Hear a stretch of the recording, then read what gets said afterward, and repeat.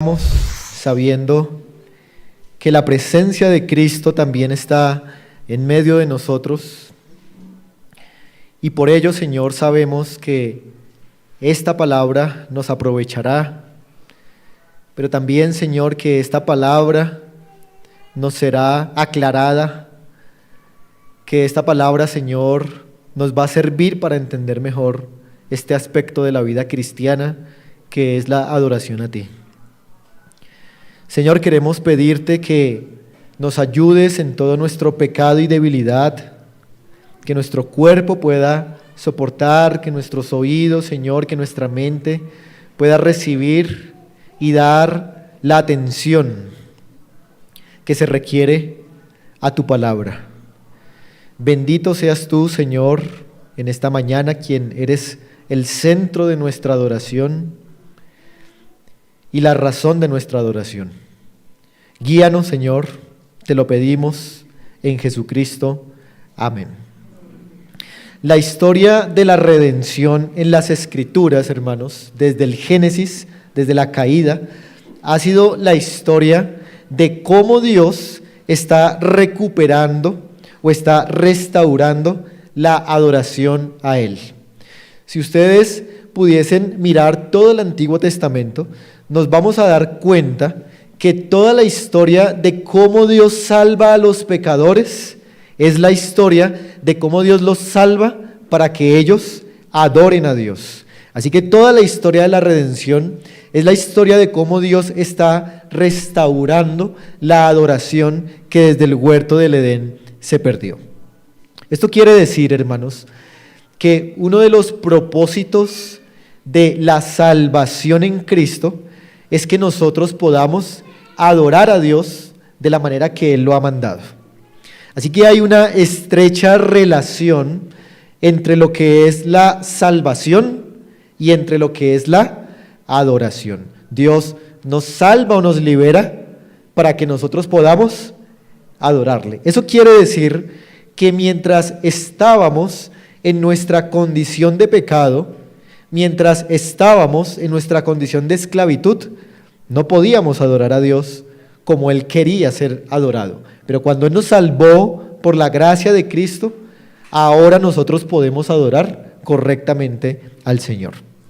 Por ejemplo, piense usted en el relato del Éxodo, en capítulo 12, 13, cuando Dios libera al pueblo de Israel. ¿Para qué lo libera? Lo libera para que llegue hasta el monte Sinaí y allí entonces le ofrezca adoración a Dios. Dios libera entonces a los pecadores para que los pecadores podamos con toda libertad adorar a Dios. Hay un pasaje, además lo cito solamente, que está en Hebreos capítulo 10, verso 19. En este pasaje el autor de Hebreos dice: así que teniendo libertad por la obra de Jesucristo, por la sangre de Jesucristo, acerquémonos, y luego dice, no dejando de congregarnos. Así que la razón por la cual nosotros adoramos a Dios debería ser siempre por causa de la salvación que Dios ha operado en nosotros. Otros pasajes también nos hablan de esa relación que hay en el hecho de que Dios nos ha libertado para que le podamos adorar. Ahora, debemos decir también, hermanos, que aunque Dios nos ha salvado para adorarle, Dios ha dejado en un sentido la adoración en nuestras manos. O sea, nosotros somos los que tenemos que adorar a Dios. Y Dios ha dicho cómo debe ser adorado, pero nosotros, que somos pecadores, tenemos la responsabilidad de adorarle. Y como Dios ha puesto esa responsabilidad sobre nuestras manos, por lo general, lo que un pecador toca, lo tergiversa, lo daña o lo destruye. Así que, aunque el pueblo de Dios a lo largo de la historia ha sido salvo para adorar a Dios, ese mismo pueblo de Dios que ha sido salvo también ha tergiversado, también ha desviado la adoración a Dios. Y ese es el problema que precisamente el pasaje de Colosenses que vamos a ver hoy va a abordar. Por eso, hermanos, en esta mañana vamos a hablar acerca de esto. 3 desviaciones de la adoración y su remedio en el Evangelio. El pasaje de Colosenses que vamos a revisar, que está de los versículos 16 al 23 del capítulo 2, nos va a presentar 3 desviaciones de la adoración, es decir, 3 maneras como el pueblo de Dios ha dañado o ha tergiversado la adoración que se ofrece por parte de una iglesia, pero al mismo tiempo Pablo nos va a presentar cuál es el remedio para estas desviaciones de la adoración. Pero antes de poder analizar en detalle estas 3 desviaciones y estos remedios, debemos ver el contexto, rápidamente, el contexto de la carta a los Colosenses. La carta a los Colosenses, hermanos, es escrita claramente por el apóstol Pablo. Y había una situación muy particular que se estaba presentando allí en Colosas. Y esa situación eran unos maestros que habían estado enseñando en la iglesia unas doctrinas muy extrañas.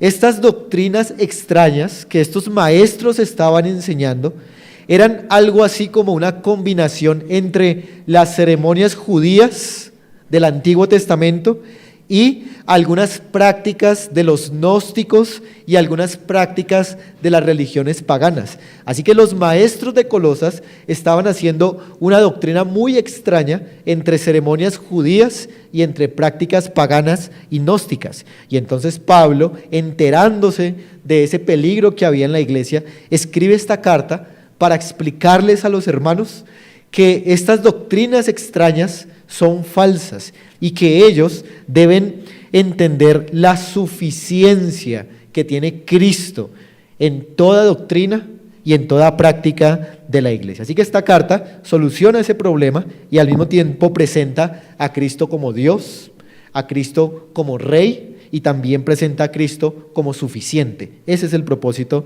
de la carta a los Colosenses. Pero llegados al capítulo 2 de esta carta, en los versículos 11 al 14, mírenlos ahí en sus Biblias, son los versículos exactamente antes del pasaje que hoy vamos a estudiar.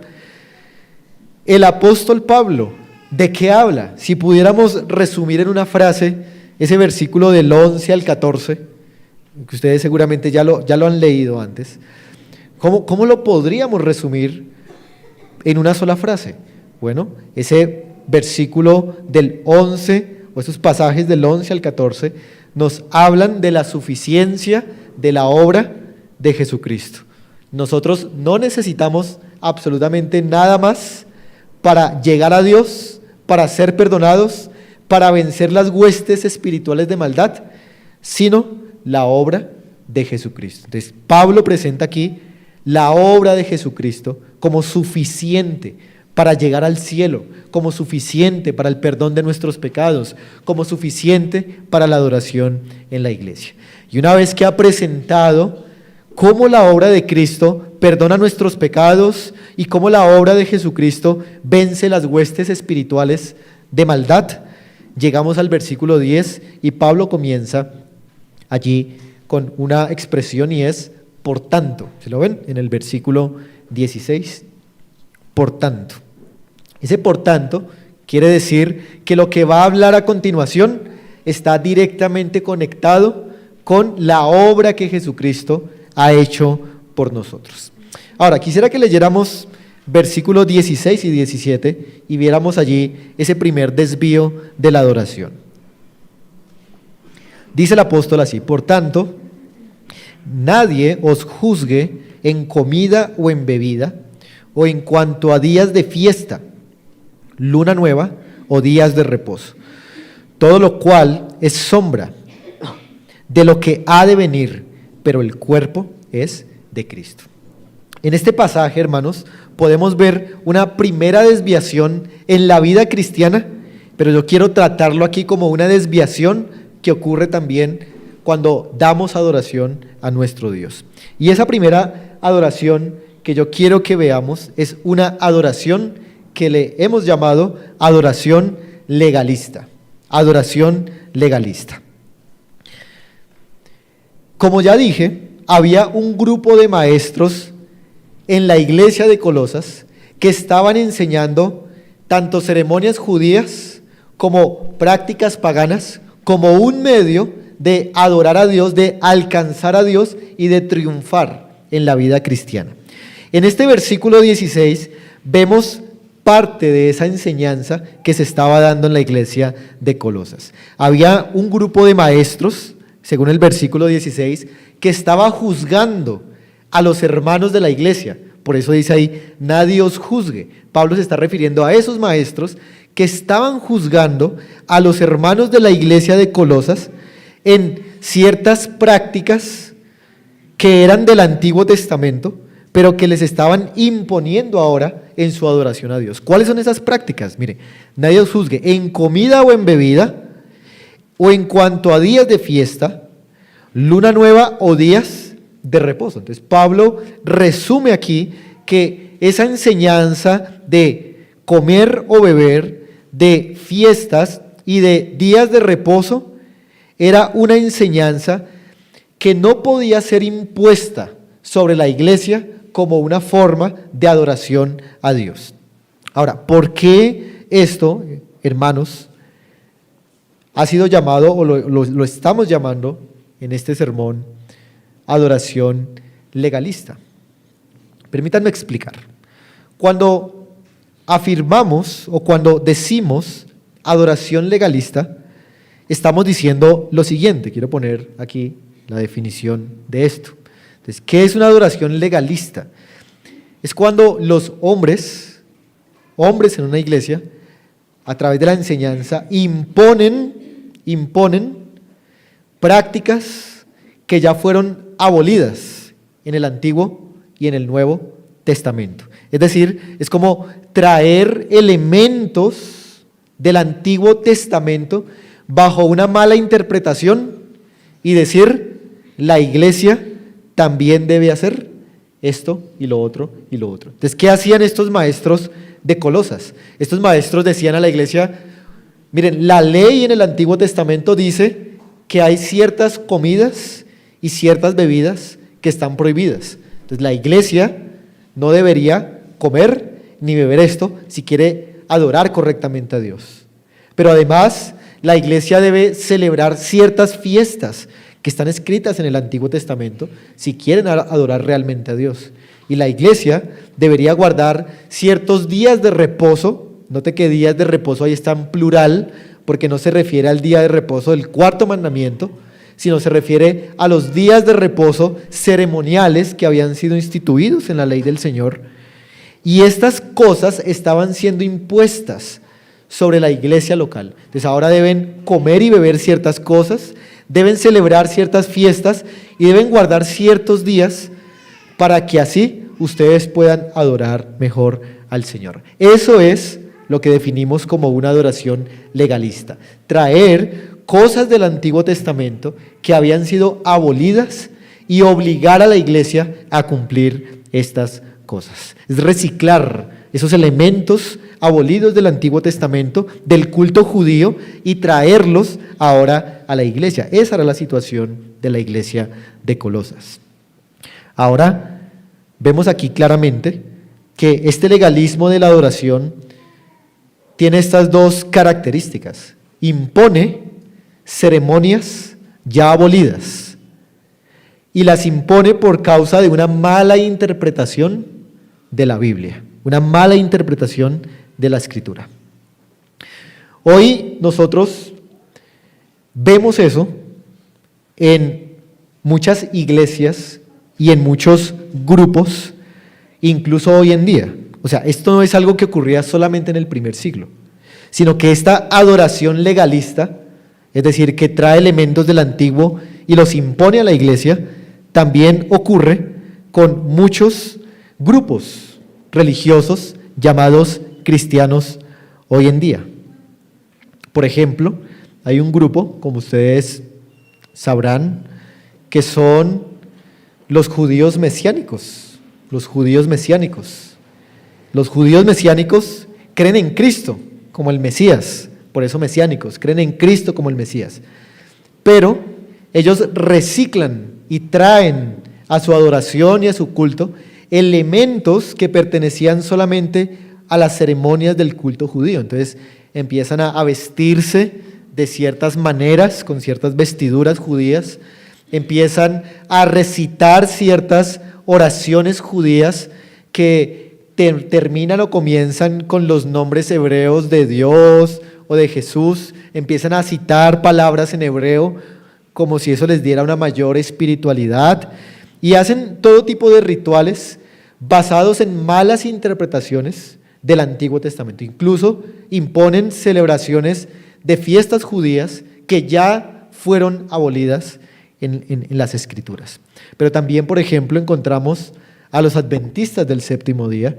Ellos también tienen afecto por algunas leyes ceremoniales del Antiguo Testamento en sus creencias, en sus conductas, en sus comportamientos.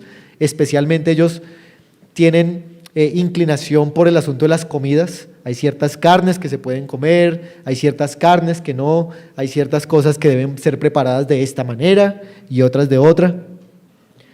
Y así, hermanos, podemos encontrar muchos grupos que han añadido leyes y regulaciones a la iglesia para la adoración que no corresponden para la adoración de este tiempo. Ahora, ¿cuál es el remedio que el apóstol da para no caer en una adoración legalista? Es decir, una adoración que recicle elementos del Antiguo Testamento y los imponga a la iglesia del Nuevo Testamento, como estas ceremonias que se mencionan aquí. Bueno, el remedio es el versículo 17. Vamos a leerlo otra vez. Dice: todo lo cual es sombra de lo que ha de venir, pero el cuerpo es de Cristo. ¿Qué significa este pasaje, no? Claramente, pues este es un pasaje que presenta dificultades, el versículo 18 también, pero lo que el apóstol Pablo está diciendo es que estas ceremonias judías eran una sombra, eso es lo que está diciendo. Estas ceremonias judías eran una sombra, y que lo que es real es ¿qué cosa? El cuerpo de Cristo. ¿Qué quiere decir esto? Que en el Antiguo Testamento, imaginen ustedes, se ve una sombra, pero cuando llegamos al Nuevo Testamento, hallamos el cuerpo de quien está proyectando esa sombra. Entonces, ¿cuál es ese cuerpo? El cuerpo es la persona de Jesucristo que se revela claramente en el Nuevo Testamento, y la sombra que él proyectaba, ¿daba dónde? En el Antiguo Testamento. Lo que Pablo está diciendo es que una vez que lo real aparece, una vez que el cuerpo aparece, pues uno no se queda mirando la sombra, uno no se queda mirando la sombra que es indefinida, es una silueta, uno se queda mirando es lo real. Cuando usted habla con una persona, usted no se queda viendo la sombra de esa persona, sino que usted mira a esa persona porque la tiene ahí de frente. Uno le presta atención naturalmente, no a las sombras que los cuerpos proyectan, sino a los propios cuerpos que proyectan esas sombras. Así que lo que Pablo está diciendo aquí es, si ustedes quieren celebrar esas ceremonias, si ustedes quieren celebrar esos rituales, ustedes se están quedando con las sombras y están olvidando lo más importante, lo real y lo verdadero, que es la persona de Jesucristo. Así que, ¿cuál es el remedio que el apóstol Pablo da para la adoración legalista? Es entender, hermanos, entender que Cristo es el cumplimiento de todas las leyes ceremoniales del Antiguo Testamento. Y una vez que Cristo las cumple todas, ya no hay necesidad de volverlas a hacer. Esas leyes ceremoniales fueron abolidas por medio del cumplimiento que el Señor Jesucristo les da. Todas las fiestas judías, todas las ceremonias judías apuntaban, eran la sombra de la obra y de la persona de Jesucristo. Pero una vez que aparece el Señor Jesucristo, no son más necesarias las sombras. ¿Por qué quedarse con las sombras si ahora tenemos a la persona de Cristo? Esto se ha ilustrado también de otra manera, y permítanme explicarlo. Por ejemplo, usted va a un restaurante y solicita el menú de ese restaurante. Y usted pide una comida de ese menú en el cual hay una foto también de lo que usted va a pedir. Pero cuando le traen el plato de comida que usted pidió, usted no se queda con el menú. Usted hace para un lado el menú y se queda ¿con qué? Con la comida. Eso es exactamente lo que los hermanos de Colosas estaban haciendo. Ellos estaban quedando con el menú, con lo que era una sombra. Pero ahora que tenían a Cristo, quien era la comida, lo estaban menospreciando. Por eso Pablo les dice aquí, no, hermanos, lo más importante no son esas ceremonias, sino es la persona a la que esas ceremonias apuntaban. Es Cristo. En otras palabras, Cristo es quien es suficiente para la adoración de la iglesia y no esas ceremonias judías a los que los estaban obligando. Así que no necesitamos sombras para adorar a Dios. No necesitamos rituales del Antiguo Testamento para adorar a Dios. No necesitamos añadir cosas del Antiguo Testamento a nuestro culto. Para eso tenemos a Cristo y tenemos al nuevo pacto. Pero esto nos lleva entonces, hermanos, a nuestro segundo o a nuestra segunda desviación de la adoración. Vamos a mirarla y es algo que hemos llamado la adoración idolátrica o la idolatría. Y aparece allí en el versículo 18 y en el versículo 19. Vamos a dar lectura al pasaje. Dice, nadie os prive de vuestro premio, afectando humildad y culto a los ángeles, entremetiéndose en lo que no ha visto, vanamente hinchado por su propia mente carnal y no haciéndose de la cabeza, en virtud de quien todo el cuerpo, nutriéndose y uniéndose por las coyunturas y ligamentos, crece con el crecimiento que da Dios. Muy bien. El versículo 18 es un versículo muy difícil, ¿no?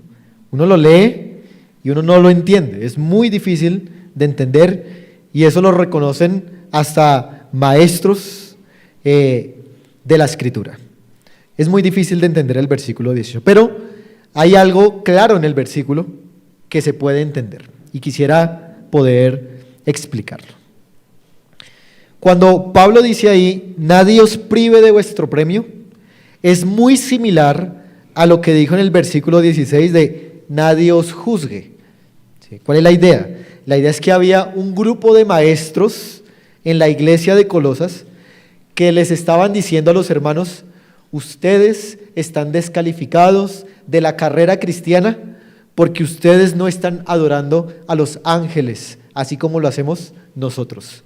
Eso es lo que está diciendo el pasaje. Había un grupo de maestros que les decían, ustedes no están acercándose correctamente a Dios. Los estaban juzgando, los estaban presionando porque estos hermanos no estaban adorando a ángeles, así como estos maestros adoraban ángeles y tenían unas prácticas que según ellos eran prácticas que producían humildad en ellos. Humildad. O sea, adorar a los ángeles, hacer un culto a ellos, es algo que produce humildad verdadera. Y ustedes, iglesia de Colosas, que no adora a ángeles, están perdiendo ese premio de poder alcanzar a Dios, de poder hacer las cosas como Dios quiere.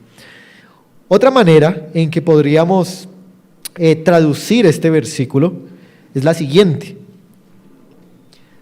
Pablo dice algo como así: nadie debería juzgarlos, dice Pablo, nadie debería juzgarlos o criticarlos o descalificarlos por no ofrecer un culto o una adoración a los ángeles.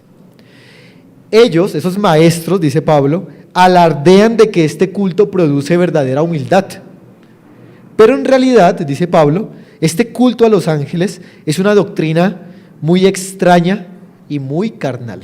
Así que Pablo está aquí condenando la adoración idolátrica, es decir, una adoración que se estaba ofreciendo a ángeles, Unos autores, con relación a este versículo 18, y esto para comprenderlo mejor, hermanos, dice lo siguiente: dice que estos falsos doctores que estaban en la iglesia de Colosas alardeaban de su falsa humildad, de haber tenido acceso a los seres angelicales y ser favorecidos con visiones de ellos. ¿Sí? Otro comentarista dice que esta práctica de estos maestros era la de buscar intermediarios para alcanzar a Dios, intermediarios como los ángeles. Otro comentarista también al respecto dice: los gnósticos en este pasaje enseñaban que debemos acercarnos a Dios por medio de los ángeles, que son criaturas menores, para que así podamos alcanzar al Señor, que es una criatura superior. Así que esta doctrina que se presenta en el versículo 18 es una doctrina que intenta adorar a Dios, que intenta alcanzar a Dios, pero por medio de mediadores que no son lo que la palabra de Dios enseña. Ahora, es interesante, hermanos, que en las Escrituras, en varias partes, se condena toda la adoración a toda criatura y a todo otro ser que no sea Dios. Y por eso, permítanme definir claramente qué es la adoración idolátrica, ¿no? Entonces, la adoración idolátrica ocurre cuando se le rinde reconocimiento o adoración en culto a otro ser que no sea Dios y que no sea mediante Cristo. Eso es la adoración idolátrica. Es toda la adoración que no tiene como objeto al Dios Trino y que no tiene como mediador a la persona de Jesucristo. Eso es la adoración idolátrica. Pero también la adoración idolátrica puede ser cuando se le ofrece adoración a Dios y también se le ofrece adoración a otros dioses simultáneamente, ¿sí? Que eso era lo que estaba pasando aquí.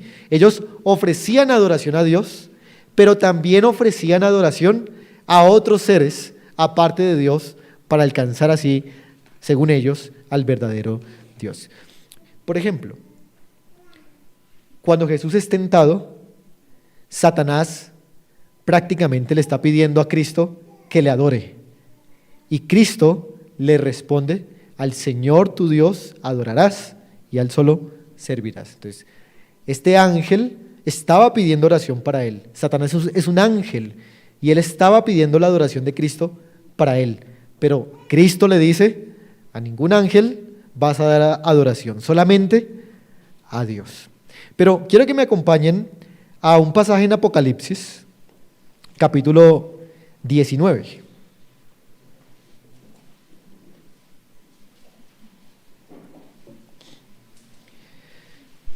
Y yo quiero que veamos que incluso un apóstol estuvo tentado de adorar a ángeles. Apocalipsis capítulo 19, versículo 10. En este capítulo 19 hay un ángel que le da un mensaje de juicio final a Juan, y cuando Juan escucha ese mensaje y lo escribe, en el versículo 10 dice lo siguiente, dice Juan: yo me postré a sus pies, ¿para qué? Entonces el apóstol Juan, mire, postrado para adorar a un ángel.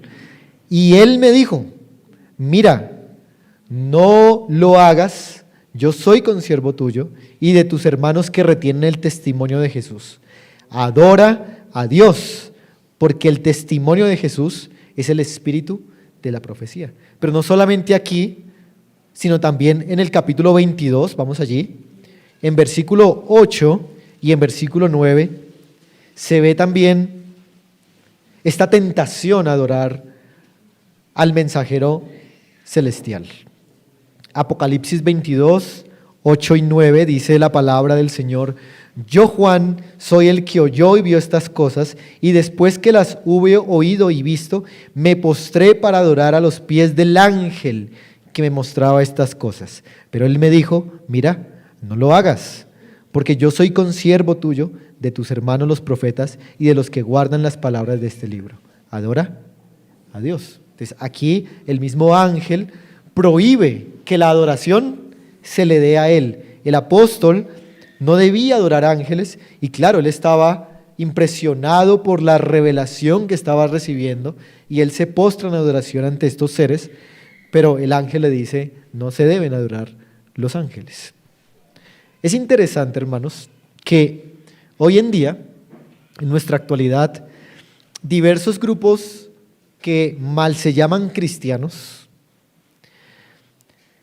tienen algo en común, todos ellos, y es que todos ellos, de los que voy a mencionar a continuación, afirmaron haber recibido una revelación especial de ángeles y a partir de ahí construyeron toda su doctrina y toda su religión, cosa que el apóstol claramente está condenando en Colosenses. Por ejemplo, los adventistas afirman haber recibido revelaciones de ángeles, los mormones afirman haber recibido revelaciones de ángeles, los musulmanes afirman haber recibido por medio de su profeta una revelación de un ángel, los testigos de Jehová afirman haber recibido revelaciones de ángeles. Todos estos grupos que claramente están lejos de la verdad de la palabra del Señor, tienen esto en común, es que todos ellos dicen haber recibido revelaciones de ángeles. Así que lo que está pasando en la iglesia de Colosas, tristemente siguió pasando a lo largo de los siglos y aún hoy en día eso sigue pasando. Incluso, hermanos, este texto nos puede dar una base para negar el hecho de que María sea intercesora del pueblo de Dios. María no puede ser intercesora porque ningún ser y ninguna criatura, aparte de Dios mismo, puede interceder por nosotros. Y por eso Cristo es el único intercesor. Por eso en este pasaje se nos presenta, hermanos, el remedio para la adoración idolátrica. ¿Cuál es el remedio? El versículo 19, volvamos a Colosenses y veamos este remedio que el apóstol nos da allí contra la adoración idolátrica.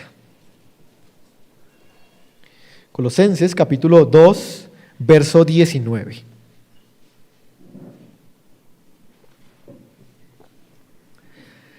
Dice el apóstol, y no haciéndose de la cabeza, o sea, de Cristo, en virtud de quien todo el cuerpo, nutriéndose y uniéndose por las coyunturas y ligamentos, crece con el crecimiento que da Dios. En otras palabras, ¿cómo es que vamos a alcanzar la madurez espiritual? ¿Cómo es que vamos a ofrecer verdadera adoración a Dios? ¿Cómo es que vamos a desarrollarnos en santidad? Entonces, no es por ángeles ni otra criatura, sino es únicamente por el que es la cabeza de la iglesia, que es la persona de Jesucristo. Así que el apóstol Pablo aquí nos está dando el remedio para la adoración idolátrica. ¿Cuál es? Que Cristo es el único mediador de la adoración que debe ser ofrecida solamente a Dios. Ese es el remedio.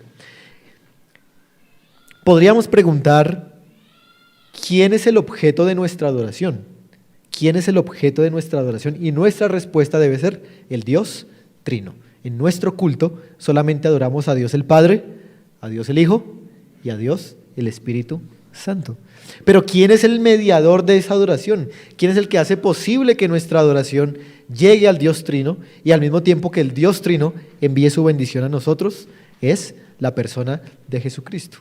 A mí me llama mucho la atención, hermanos, la manera como nuestra confesión de fe resume este punto. En el artículo 22, voy a leerlo, en el párrafo 2. Dice así, la adoración religiosa ha de tributarse a Dios Padre, a Dios Hijo y a Dios Espíritu Santo y a Él solamente. ¿Sí? No a los ángeles, no a los santos, no a ninguna otra criatura. Y desde la caída, no sin un mediador, ni por la mediación de ningún otro, sino solamente Cristo. Así que, ¿quién es el objeto de nuestra adoración? El Dios Trino. ¿Y quién es el mediador de nuestra adoración? La persona de Jesucristo. Veamos un pasaje para recordar, 1 Timoteo, capítulo 2, verso 5.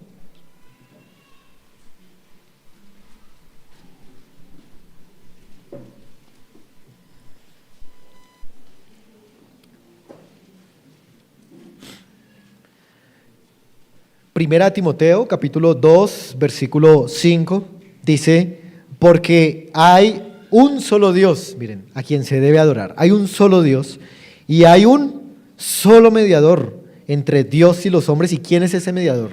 Jesucristo, hombre. No hay otra forma de alcanzar a Dios ni de recibir sus beneficios si no es mediante la persona y la obra de Jesucristo. También, por ejemplo, Efesios capítulo 2, vamos allí, Efesios capítulo 2, verso 18, nos enseña cómo es únicamente a través de Cristo que tenemos entrada a Dios el Padre. Efesios 2, 18 dice así: porque por medio de Él, mire, ahí está hablando de Cristo, por medio de Él, los unos y los otros, es decir, judíos y gentiles, tenemos ¿qué cosa? Entrada por un mismo espíritu, ¿a dónde quién? Al Padre. Entonces, este pasaje afirma que es únicamente mediante el Hijo, el Señor Jesucristo, que es la cabeza de la iglesia, a través del cual nos acercamos en la operación del Espíritu al Padre. Aquí está en el versículo 18 también resumida toda la enseñanza de la Trinidad. Así que, hermanos, nuestra adoración debe ser solamente a Dios mediante la persona de Jesucristo. Pero esto nos lleva entonces a una tercera desviación de la adoración. Quiero que la veamos y la hemos llamado adoración voluntaria. Vamos a Colosenses, capítulo 2.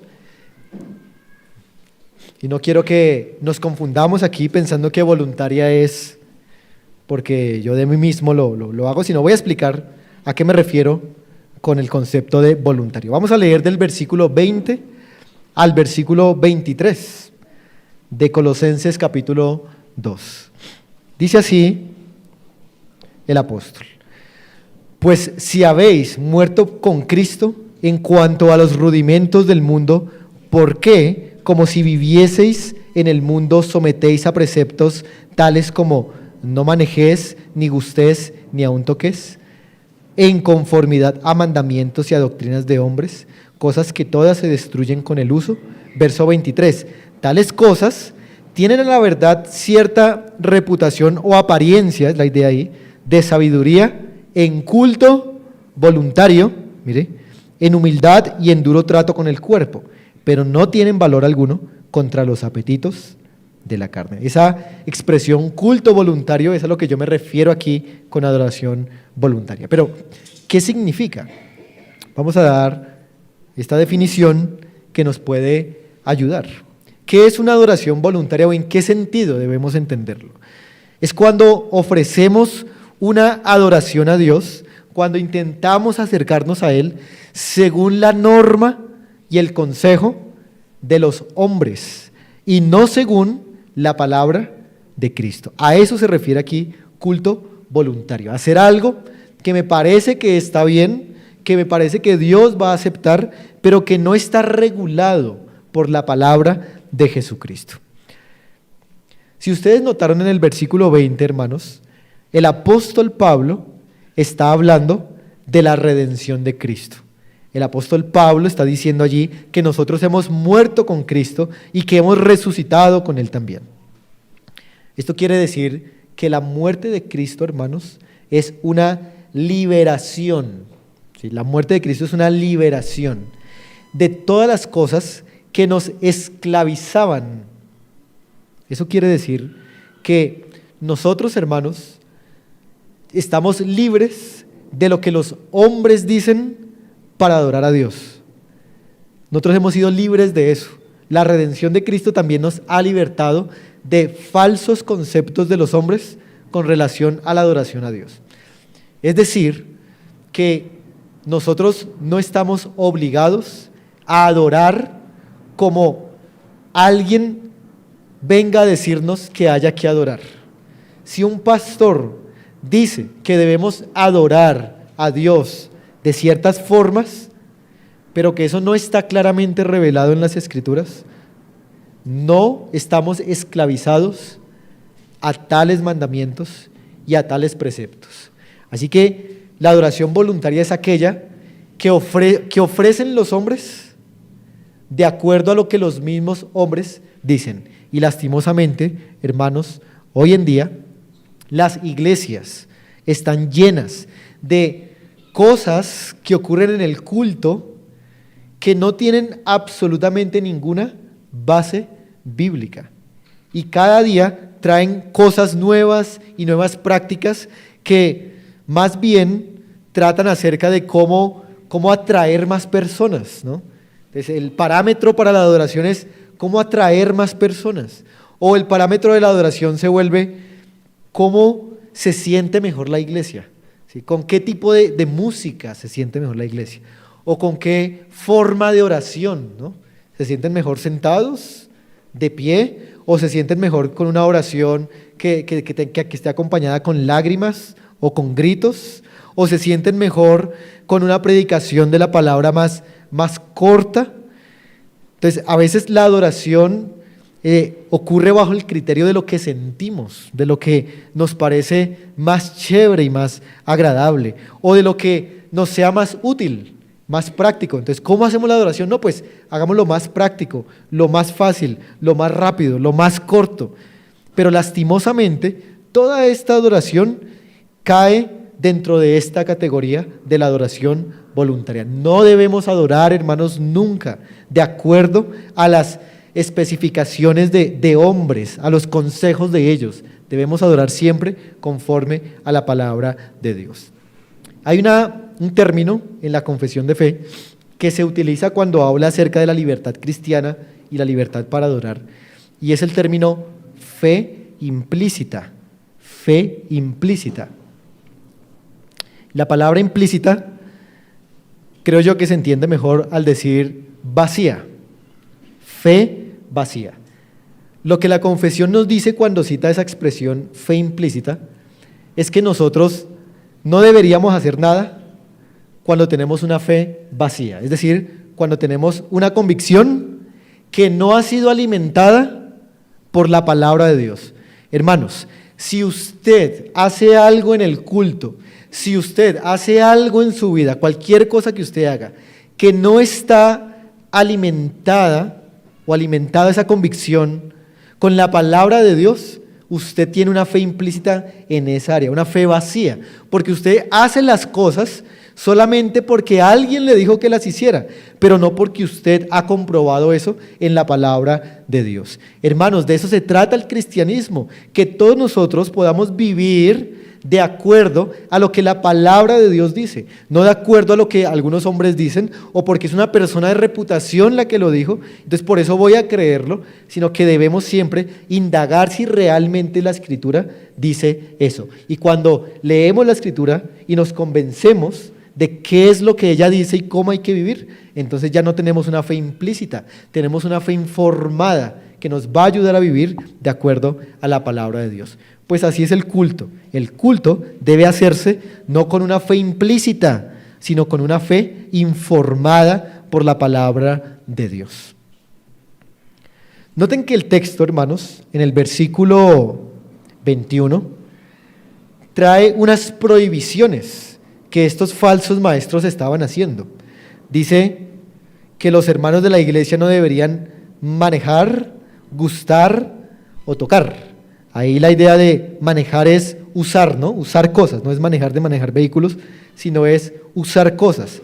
Estos maestros estaban prohibiendo el uso de ciertas cosas a los hermanos de la iglesia. Estos maestros estaban prohibiendo ciertas comidas a los maestros de la iglesia, a la iglesia. Y estos maestros estaban diciendo ni siquiera pueden tocar estas cosas, porque si ustedes hacen eso, no van a alcanzar mayor santidad y no van a dominar su propio pecado. Pero el apóstol Pablo, ¿qué dice? Que estas cosas son puros mandamientos y doctrinas ¿de qué? De hombres. No había base bíblica, no había un versículo para argumentar que esas prohibiciones realmente debían prohibirse. Así que no estamos sujetos, hermanos, a los mandamientos de los hombres respecto a la adoración y respecto a nuestra vida cristiana. Pero, hermanos, aquí hay una implicación de este pasaje, y es que claramente esto puede ser un tipo de legalismo. Es decir, cuando los hombres imponen sus ideas para adorar a Dios o para vivir la vida cristiana, eso es un tipo de legalismo. Cuando yo hago algo que me sirve y se lo impongo a otros como si fuera una ley de Dios, eso es un tipo de legalismo. Pero yo creo que también aquí, hermanos, hay un tipo de antinomianismo. Antinomianismo. Y ya hemos mencionado ese término aquí.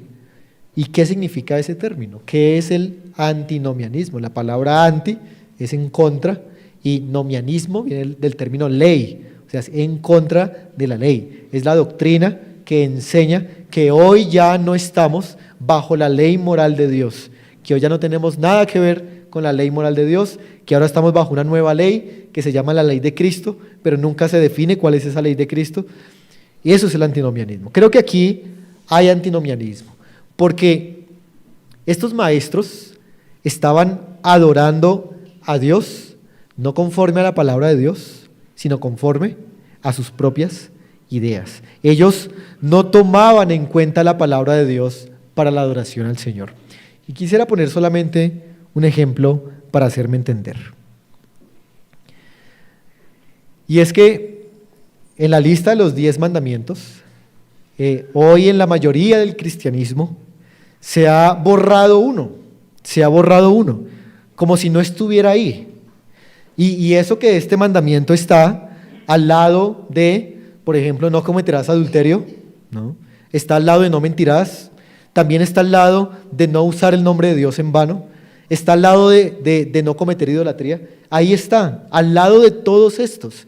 Es el 4º mandamiento, guardar un día de reposo para el Señor. Es un mandamiento de la ley moral. Pero ¿cómo nos es fácil hacer énfasis en los demás mandamientos, en los otros 9? Pero ¿cómo nos cuesta entender que el 4º mandamiento también es un mandamiento moral? Es moral, está en la lista de los 10 mandamientos. Y entonces hemos sido antinomianos con el 4º mandamiento. Todos los demás, sí, pero el 4º mandamiento no nos parece, no estamos de acuerdo.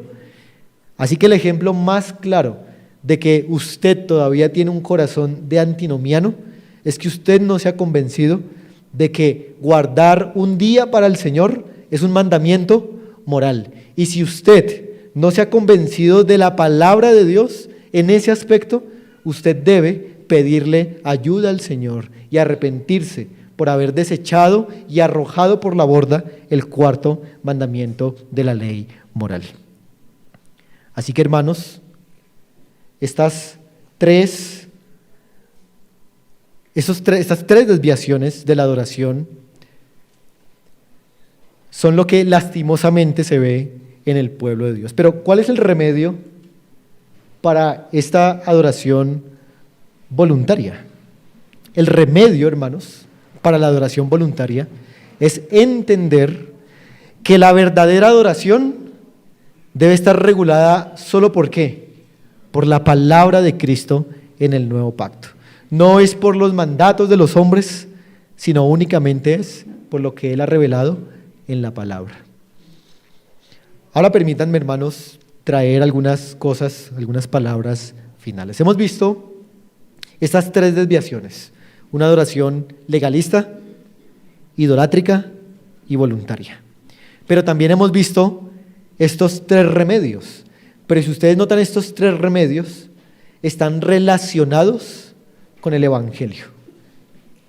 ¿Cuál es el primer remedio? Cristo es el cumplimiento de la ley ceremonial. Ahí está el Evangelio. El segundo remedio, Cristo es el único mediador de la adoración a Dios. Ahí está el Evangelio. Pero Cristo también es el único que nos dice cómo es que debemos adorar al Señor. Ahí también está el Evangelio. Así que estos remedios en el Evangelio constituyen la base para que nosotros adoremos verdaderamente y genuinamente al Señor.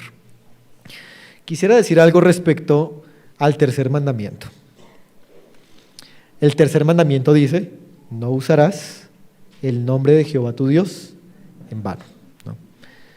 Bueno, este mandamiento nos enseña no solamente que nuestra forma de hablar debería ser muy cuidadosa, ¿no?, cuando nos referimos a Dios, sino que este mandamiento también nos enseña acerca de actitudes correctas para la adoración a Dios. Nuestra adoración a Dios no debería usar el nombre de Dios en vano. Por ejemplo, nuestra adoración a Dios debería ser como Dios la merece, con toda reverencia. Nuestra adoración a Dios debería ser con todo el entendimiento, con toda la atención.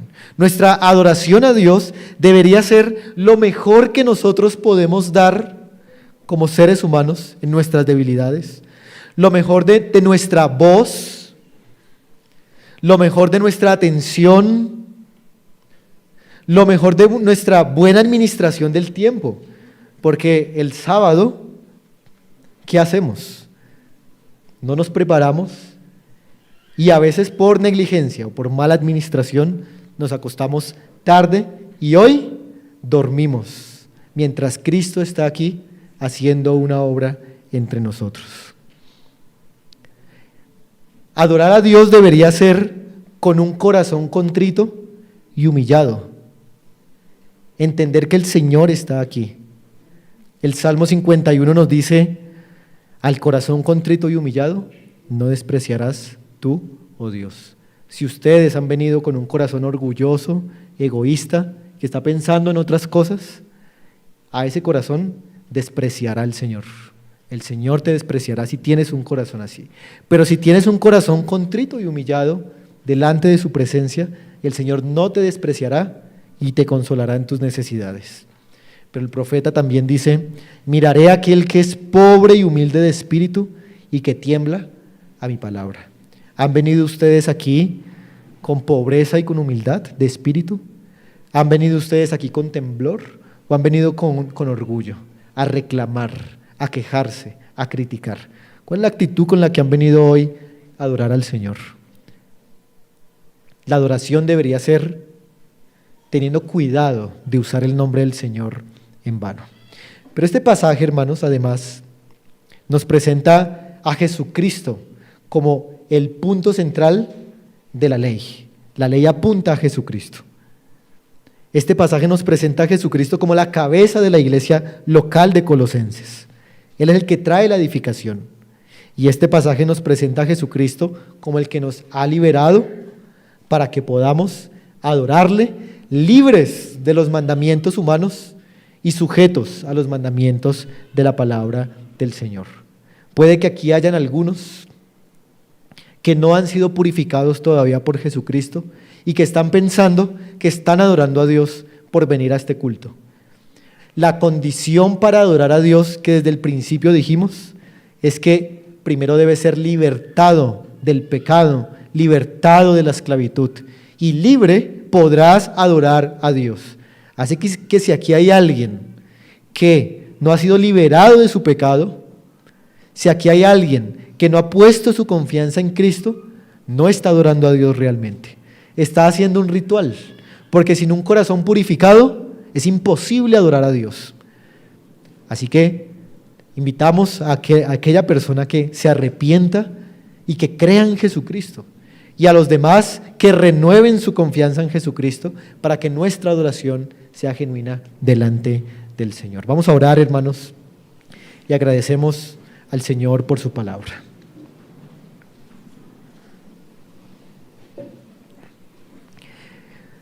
Padre Celestial, reconocemos, Dios, que nuestra adoración es muy torpe, Señor, es muy desviada, está manchada, Señor, con nuestro pecado, y que nos cuesta, Señor, tanto concentrarnos, que nos cuesta tanto, Señor, meditar en Cristo, que nuestro corazón se emocione, Señor, por Él, es tan difícil. Y reconocemos que eso será una lucha, Señor, que tendremos hasta que tú vuelvas. Por eso, Señor, pedimos que con el Evangelio que hoy hemos recordado, con la obra que Jesucristo ha hecho, tú nos ayudes, Dios, a adorarte mejor. Guárdanos, Señor, de ser legalistas en la adoración, de traer rituales del Antiguo Testamento, de añadir cosas que nos hemos inventado nosotros, Señor, guárdanos. que toda nuestra adoración esté informada por la palabra de Cristo. Padre, pero guárdanos también de cometer idolatría, de creer que a través de otra criatura podemos acercarnos a ti. Ayúdanos a confiar solamente en Cristo como el mediador. Pero también, Señor, pedimos por los no creyentes, Dios, para que ellos también puedan ver a Cristo como suficiente para salvarles.